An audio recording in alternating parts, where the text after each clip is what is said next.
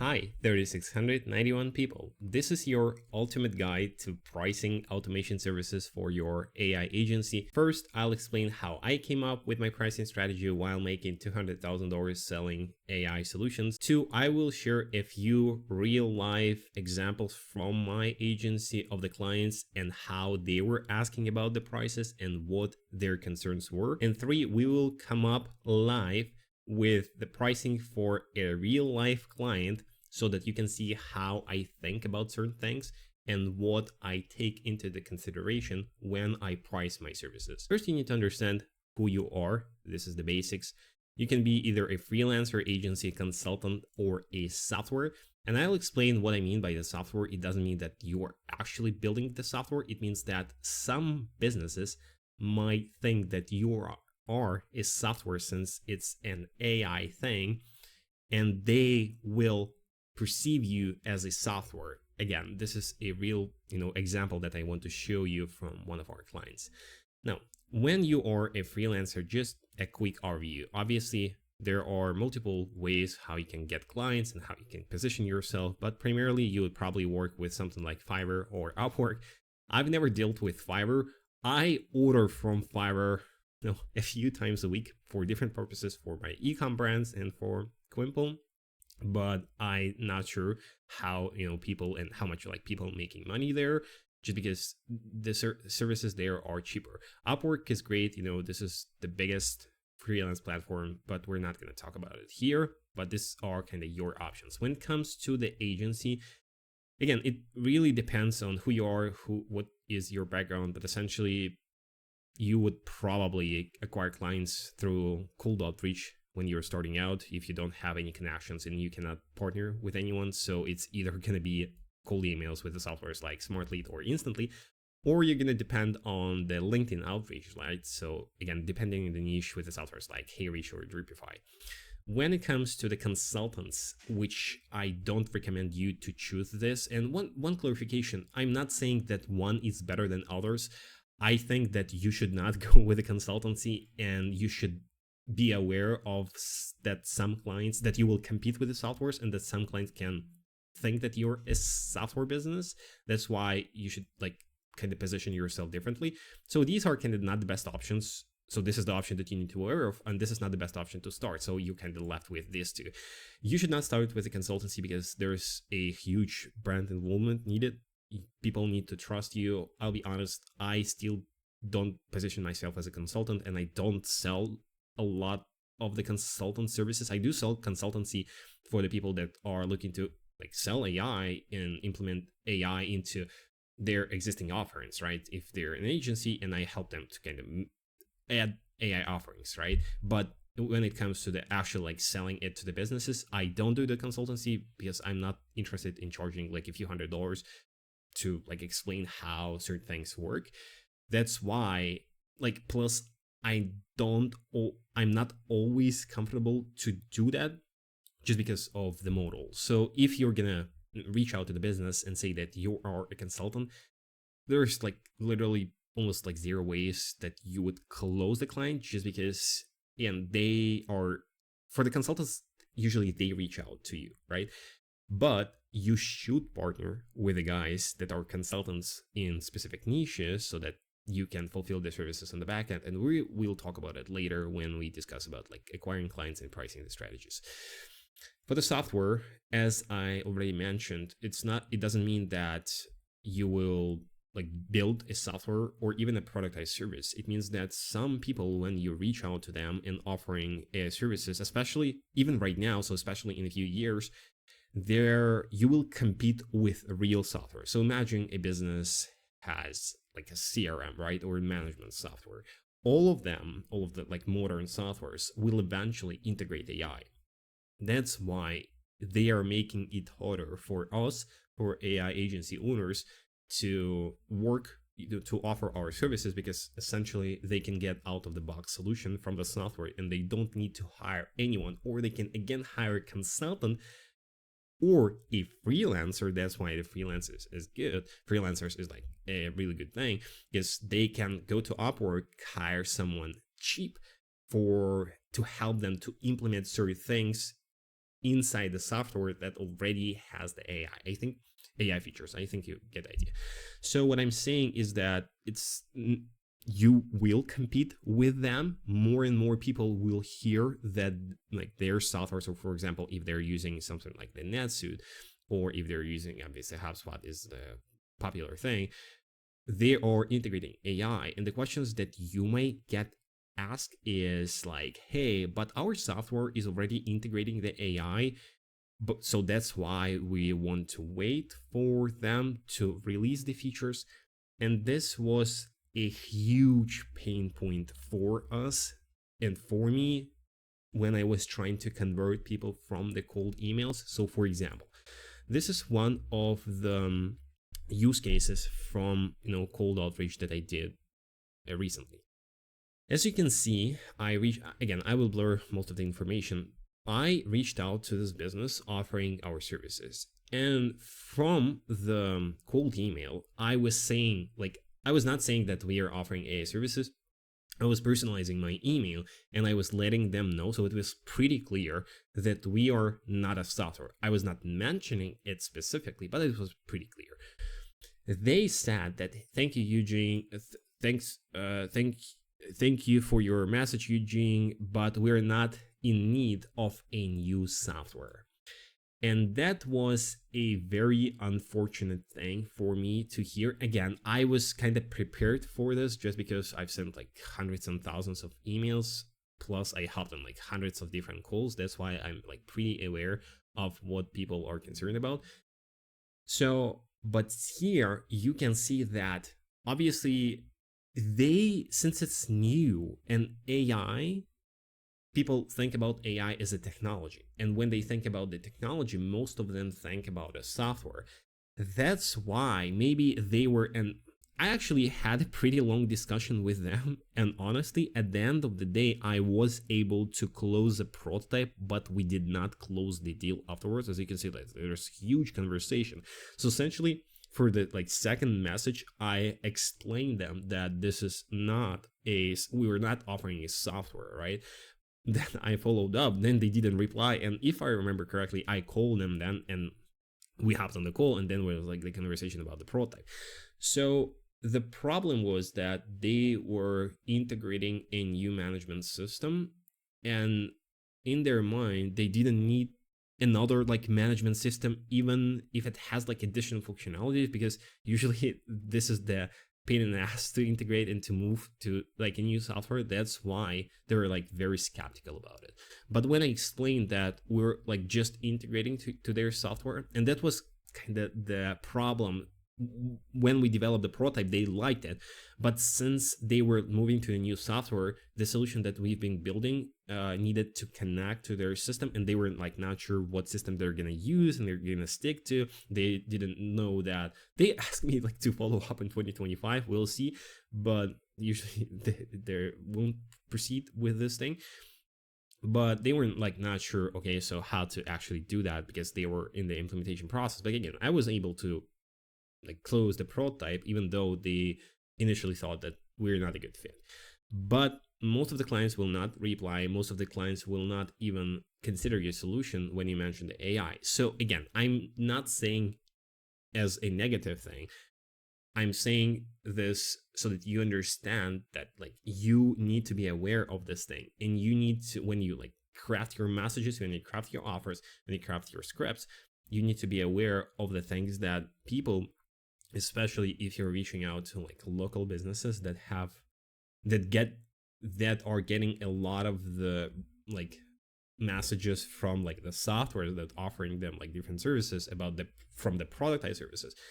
You need to differentiate yourself, and you need to position yourself as an offer that is unique and it is not productized, because no one really wants to be productized. They want a personalized approach. Again, it really depends on the price, but this is in general terms.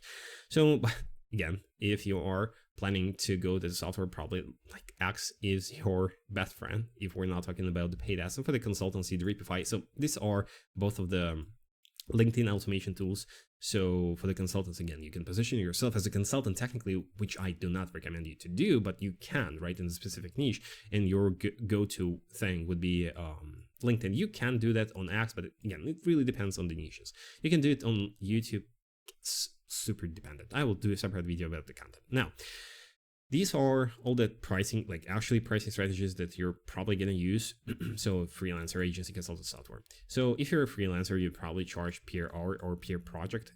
And I'm like generalizing it, right? So there are like freelancers that charge bigger one-timers and then monthly retainers. But usually this is what I see with the AI services. When people hire someone from, let's say, Upwork, they are not in need in the management, right? So they usually either want a one-time solution or they want a help to develop something. This is, for example, what I did. When I hire someone, usually these are the developers that have an experience with a very specific software.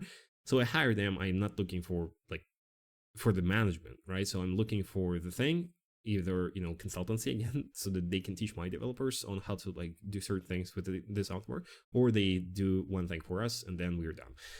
That's why it's either per hour, per project. Again, I'm not saying that this is a like bad model. I'm not saying that this is better than an agency. I think there are different use cases and it really depends on you. When it comes to the agency, there are quite a few different ways how you can price your services. It can be either big one-timer with a small retainer, big one-timer with a big retainer, small one-timer with a big retainer. Okay, so if we are going to go in depth, and by the way, obviously, so we will, as I mentioned, so this this 91 players Discord, so we will go over the specific use case and I will like explain you how I was helping this guy to come up with the pricing for his client. So stick around, but I'm just giving you the basic first, right? And then we'll jump into the details. So when it comes to the agency, so big one-timer without the retainer, again, this is what I see more and more. My whole pricing strategy was dependent on the big one-timers. So when you hear me saying that I've made $200,000, about like a bit more, within like 18, 19 months of running the agency, I refer to the fact that these are usually 90% of the money that people like paid me one time. Since my strategy is to charge big one-time payments and then small retainers, I'll give you an idea that I was charging a few times big one-timer and big retainer, but these were more like lead generation services. Again, we'll touch about it a bit more. But here's an example of a client that I got recently. They came actually from a YouTube, and this is what they were asking. So he said, hi, I sent them the proposal. We hopped on the call. I sent them the proposal. Inside the proposal, I was, again, I don't have it here. Maybe I can... Okay, I don't want to open it so that I don't leak some information by mistake. I was saying that, hey, this solution would cost $9,000, right? One-time payment. And then, like, near the, like, I have the template. It's available in 99 players, whatever. So there, I said the management fee is, I said, $197 to $297. Okay, something like that. And they were asking, hey, is it mandatory, the maintenance fee, or can we cancel whatever we want?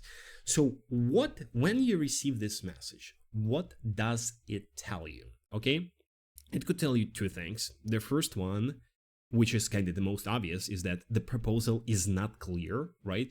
Or you didn't do a good job explaining it to them during the the initial sales call. Or two, because I knew that I explained it, or two, they are worried about not owning this system and they want to make sure that they own it, and they will not like pay me forever. Again, this is super controversial because your guru's telling you that you need to try to charge their retainers, right? To make to make money. So when businesses start paying you, they will, like, if it helps, they will pay you till the end they quit the business, right? This is how softwares work. But I see it more and more in the niche. Again, this is pure in my experience, that people really want to own the system and not rely on you on like running it. That's why I charge, one timer. I charge the, retainer a bit of, for like, usually the retainers for my, this is kind of like another like use case, but usually my retainers are between like $400 to $700. It's a lot. Okay, it's not like a huge amount, but that's a lot. But there is usually like the software costs involved, the token usage, plus our like management and errors handling. But most businesses do not really like it. I can give you like 10 different examples of the businesses that like we're concerned about this thing. So you need to be aware of it. That's why, and like that's why the software, like the platforms like AppSumo got popular, right? Because they were offering lifetime deals for certain things, because people hate subscriptions. And by the way, you guys are probably aware that I launched 99 Players. This is kind of my bootcamp slash community. This is kind of a premium since it's limited to 99 people. Plus, there's like my team involved to help you with the technical things. Plus, I'm there. Anyways, so there's like 187 a month. At least this is the current price. But as you can see here, we have a lifetime feature, right? And I decided to implement and not charge like people a year, so I could like 987 charge them a year. And I was testing like quite a few different strategies during the launch process, but I decided to give them the lifetime. It's the same way why I try to make sure that our clients aware of that they own the system, and if they want, they can manage it themselves, right? So we can just develop it and like provide everything to them, right? Again, it really depends on where you develop it. So either you develop it on their infrastructure, so either you're like self-hosting it on softwares like NNN, if you're like building just the automations, or like Flowise if you're building a chatbot, or if you're like cloud hosting, so who has the access. So these are all the technical details. What I'm saying is that you need to understand that people usually in the business do not want to rely on you if we are not talking about lead gen, okay? Because here we have a big one-time and big retainer, and this is what I did with a few of the clients. If you go to my previous video where I was showing you a live sales call with one of the clients, you will see there that I charged them, I think like $6,000, which is a big one-timer, plus $2,500 a month, which is a retainer, just because we would generate leads for them, right? So people are ready to pay bigger retainers if you're driving more business. If you're automating one thing, they would probably not be interested. Again, it really depends on the use case. I think you got the idea. Or like small one-timer or big retainer, this is also, again, the thing with the lead gen or with the infrastructures that actually drive leads. Guys, your chatbots do not bring more business, okay? They help them to convert clients, but these are not lead generation chatbots. These are interest capturing or nurturing chatbots, okay? And most businesses are aware of it, so don't try to fake it. Now, when we were talking about like consultants, again, there's like one-time fee or on the monthly basis. I saw that some of your favorite YouTubers are mentioning that they charge on the monthly basis for the clients. Their clients pay them on the monthly basis for like consultancy plus something, that they can like implement certain thing in like one thing during the month, and they pay them monthly. Plus we have like the weekly conversations. Within 500 plus sales calls and year and a half journey, I never like faced this kind of use case. I was never asked about it, and I was not comfortable like to share it. So I'm not sure, maybe they do that, maybe they're lying, whatever. So, but this is probably not something that you can, this is kind of like a coaching, right? So when you charge them because they're essentially, the consultancy is like an informational business. So when you're not building, you can like mix it again. If you're like, you can mix it, but it's probably not something that you need to start doing. Again, like I would not recommend the consultancy thing if you're like below to $10,000 income, like, which is like pretty stable. Software, again, it like really depends. You can position yourself as a software, and there is a use case for it. I've never done it, but I understood that if I would convert much more clients. But again, it doesn't necessarily mean that I would make more money, since like there's like some calculations involved, but you can charge a small one time, like or almost like no one timer plus a small retainer. And this retainer could be like $400 or $500. And this is kind of like in a niche of reselling Go High Level if you're into it, reselling like a CRM, but you can like, because reselling Go High Level is usually involved into the actual, like, you're reselling the CRM, and the businesses that like ready to pay money for usually will have. That's why it's not as straightforward to resell like white label search softwares, just because they, especially like this when it comes to the CRM and management, because they are already kind of in the system. And I already mentioned that the transfer process can be like pain in the ass. That's why it's very hard. But again, if we're talking about the automations, you can say, hey, like we can develop you this thing like for free, and then you can whatever. So, and we'll charge you on the retainer side. If you want to like own the system, we can charge you the lifetime payment, like as the AppSumo. Again, there are quite a few different ways how you can price it. I think it should be clear now. Now, when we go to our Discord, which is 99 players, there's a first link in the description. I'm not sure if there's a waitlist, if it's open when you watch the video, so go check it out. We have a thing called Business Hub. This is a place where I help personally people with like all their questions. This is only available for the full access members anyways. So this guy was asking like how to price a custom solution, and he was explaining a use case for a business that like was looking to automate their SMS management, right? Like FAQ through the SMS with the AI. And he was like, maybe your gurus would tell them, whatever. So, okay, like price it for like $1,000 or like price it for $5,000, whatever. Or don't, as I said, like don't charge anything and price it based on the monthly retainer. The problem, guys, is that it's not that simple with the automations. And if you want to maximize your profits, you need to go in depth. That's why 99 players is limited to 99 people, because I want to give everyone a personal touch. So I was asking about like, okay, so what's the country of the client? Because it's really important, right? So yes, maybe you already heard about that from me. Bigger the client, technically, like more you can charge. That's why it's very important to like understand what is the country of the client, so that you can kind of get an idea of the services that they are used to pay for and how much they used to pay for like these services. Okay, company size is very important. How many messages they receive. These are the two things that are not related, that do really matter when it comes to the pricing, but they're not directly correlated with value that you provide to the business. But now when it comes to the how many messages they receive in the niche, with like the potential of, I asked about the niche to understand like what is the potential for growth. So these are like two questions that are not related to the value that you provide, and two that are. Okay, so he said, okay, so it's like 20 people you ask, whatever.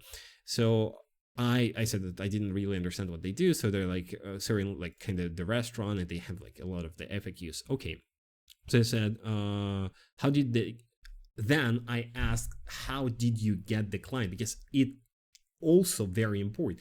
In reality, you can charge clients that come to you and clients that you acquire through the cold outreach differently, just because they have different amount of willingness to start working with you. That's why you should, probably if you're doing the cold outreach, you should like charge a bit less, because of, to make sure that they convert. Okay. Plus, I know this guy, from 99 players. I know almost everyone. I know that he's not like starting out completely from scratch, but he's like actively trying to grow. That's why I understood that, okay, he needs to close him, right? He needs it. And potentially this is what I was doing. So I was like charging more, even when they were starting out, which was not the best use case. That's probably why it took me like 4 months and sending like 70,000 cold emails just to close one high ticket client. But I knew that, so I gave him literally like 4 minutes of the explanations of the explanation on how to like do a certain thing, and we'll continue the conversation. So this is just an illustration of how I think about like pricing certain things. And again, like I'm not actively like selling you this thing, but we have like bootcamp, which is 12-week course. You can like get everything that you need, and this is where I will teach you how to sign, high ticket clients, whatever. So yeah, I think you are aware of that it's not that simple. And if your guru is saying that, hey, you should do that, you should do X, like Y, no, you should not. So you should be aware of, I'm trying to teach you guys how to fish and not give you the fish. That's why you should be aware of all of the options, but each use case is very unique and you need to be very dynamic. But again, like you should be first positioning yourself as an agency, freelancer, consultant, and software. This is kind of your positioning in general. Then you should, okay, to be honest, if you ask me, so this is like kind of a mandatory thing to choose. This, okay, you can like skip this part, okay, and then do depend on the business. So if you're like cold reaching out to through the LinkedIn or like X or sorry, not X, like the emails, or if you're cold calling, if you're posting content, so like you should not like talk about the prices specifically on the like this during the scripts or during the whatever the content that you produce. I talk about prices a lot, whatever, so this is kind of my strategy, but you should not do that. That's why, and when the client reach out to him, you have on the call, you get all the details, you like research the company, and then dynamically you understand, okay, so this is how much we could charge. Okay, thanks for watching, peace.